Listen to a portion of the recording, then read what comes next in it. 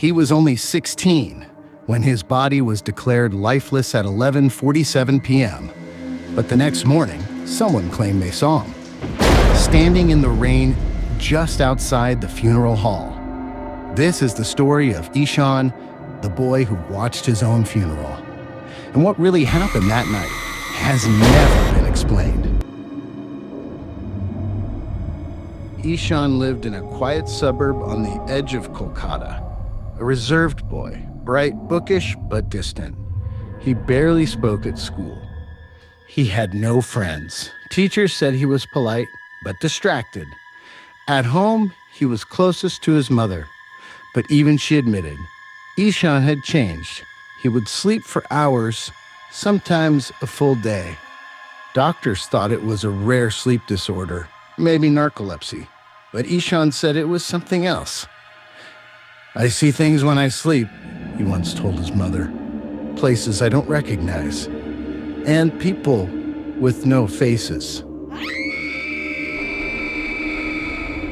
On the night of October 3rd, Ishaan didn't wake up. His mother tried everything: water, noise, even calling his name. His pulse was gone. No breath. They rushed him to the hospital. At 11:47 p.m., he was declared dead.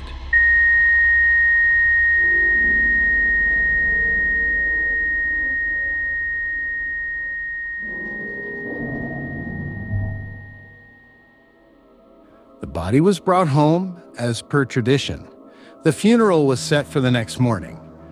But that night, things began to go wrong.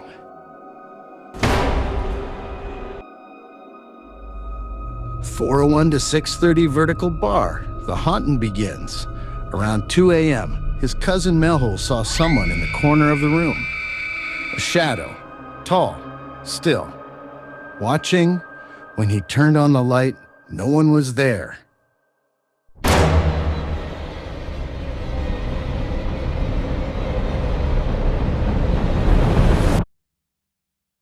Ishaan's mother said she heard soft footsteps circling the wooden platform where his body lay. At first, they thought it was wind, until they saw tiny muddy footprints leading away from the body toward the main gate.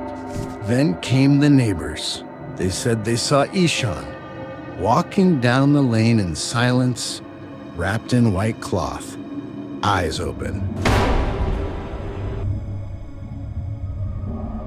Terrified, the family decided to start the rituals early. The pandit was called before sunrise, but just before they lifted the body, it was gone. The white cloth lay empty on the wooden platform.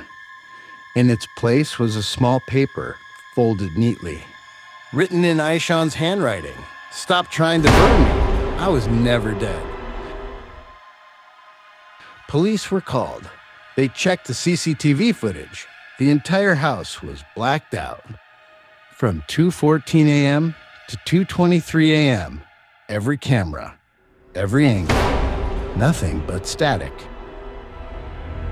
No news channel covered the case. No one outside the neighborhood knew the truth. The family moved out quietly within a week. The house remains locked to this day.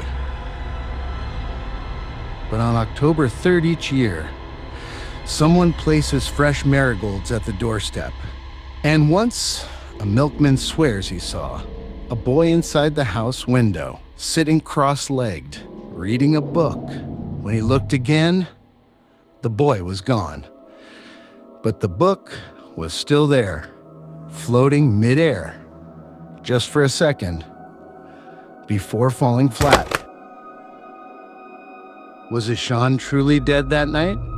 Or did something else return in his place? No one knows. But if you ever pass by an old White House in South Kolkata and hear 3 knocks from inside, don't stop. Don't look. Just walk away.